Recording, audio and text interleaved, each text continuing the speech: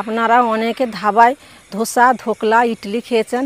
তো আজকে আমি সুজি দিয়ে বাড়িতে ঘরোয়া পদ্ধতিতে টক মিষ্টির ঝাল ধোকলা বানাবো। আর এটা বাচ্চা বড় সবার জন্য একটা পারফেক্ট রেসিপি। আর টক মিষ্টি ঝাল ধোকলা বানানোর জন্য একটা লেবুর দরকার। তো বাগানে এখন আমি লেবু তুলতে যাব।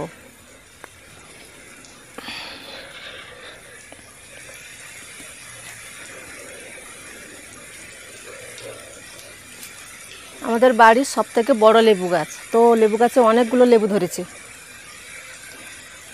এই যে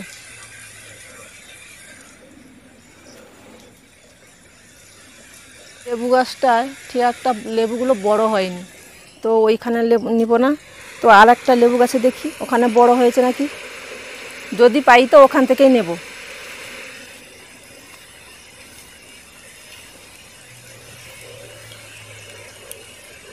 ওই লেবু গাছটায় কম লেবু হয়েছে, তো কিন্তু লেবুগুলো বড় হয়েছে। আর এটা গন্ধরাজ লেবু, পাতাগুলোই সুন্দর সেন্ট হচ্ছে।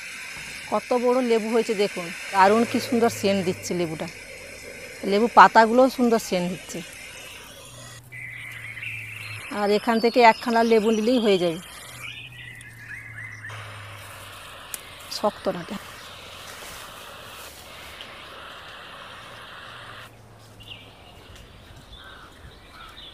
প্রথমে আমি বলে দিই ধোকলার জন্য কি কি নিয়েছি। 1 প্যাকেট সুজি, টক দই, কাঁচা লঙ্কা, চিনি, কালো সর্ষে, কারি পাতা, আর ইনো 1 প্যাকেট, একটা পাতিলেবু, আর আদা বাটা। 10 মিনিট ভিজিয়ে রাখবো।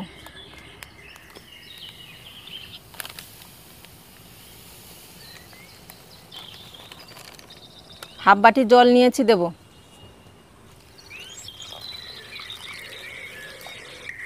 আর একটু জল লাগবে। ঠিক আছে, এরকম থাকবে। খুব একটা জল বেশিও দেবো না, খুব একটা কমও দেবো না, তো সুজির গায়ে গায়ে যেমন থাকে। ততক্ষণে ঢোকলার জন্য একটা চাটনি বানিয়ে নেব।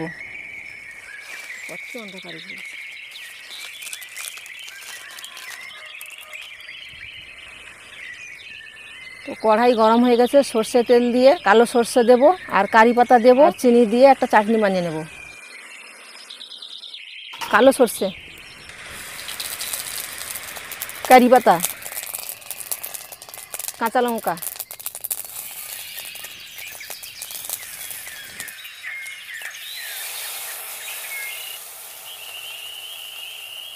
অল্প পরিমাণে চিনি দেব, স্বাদ মতন লবণ,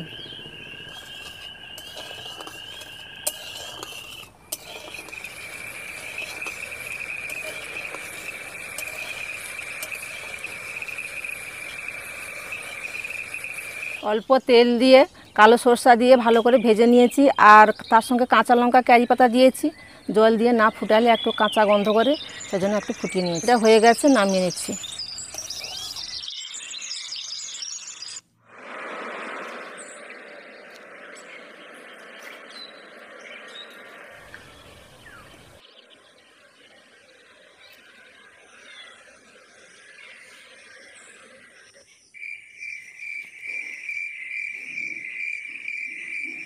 সুজিটাতে 10 মিনিট ভিজে রেখেছিলাম, তো এখন 10 মিনিট হয়ে গেছে। খুলে একটা মিক্সির জারে সব কিছু নিয়ে নেব।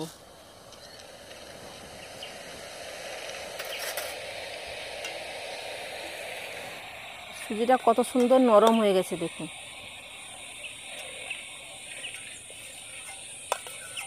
তো 1 বাটি দই নিয়েছি, দেব।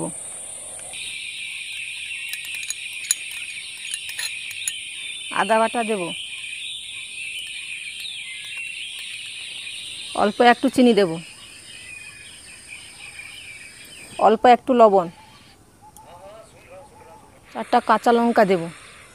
আমি এখানে জল ব্যবহার করব না, মিক্সিতে মিহি করে আনব।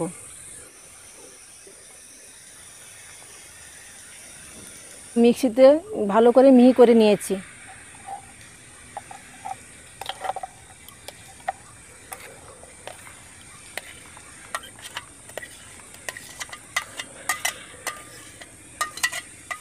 তো এই গামলিতে আমি ধোকলাটা বসাবো, সেই জন্য আমি কিছুটা সাদা তেল মাখিয়ে নেব।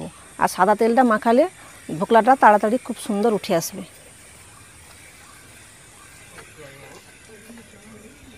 200 গ্রাম সুজির প্যাকেটে একটা ইনো প্যাকেট নিয়েছি।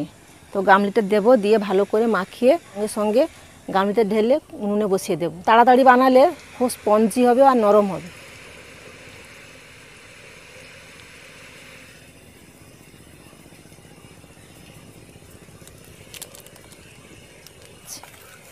কত সুন্দর ফুলে যাচ্ছে।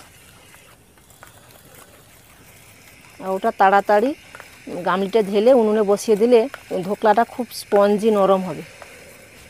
এই গামলিতে ঢেলে নেব।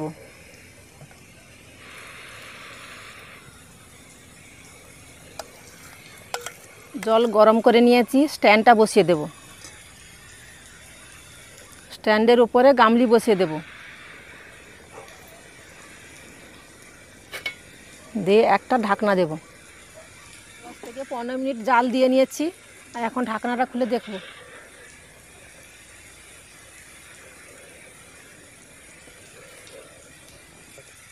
কত সুন্দরভাবে ফুলেছে দেখুন। তো এখন আছে কিনা দেখব। আর এই খাঁচি নিয়েছি, এই খাঁচি দিয়ে দেখব। আর খাঁচির গায়ে যদি লেগে থাকে তাহলে হয়নি, আর যদি খাঁচির গায়ে যদি না লেগে থাকে তাহলে ভাবতে হবে হয়ে গেছে।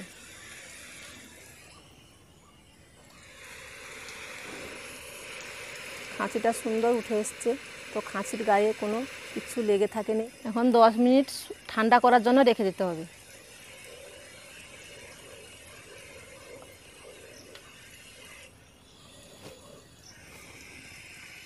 10 মিনিট হয়ে গেছে, এখন ঠান্ডা হয়ে গেছে।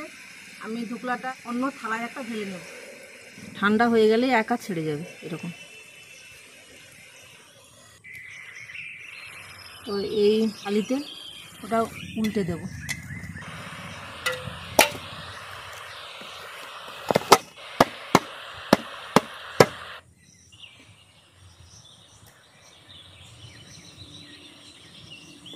কত সুন্দর ছেড়ে গেছে আর নরম স্পঞ্জি হয়েছে।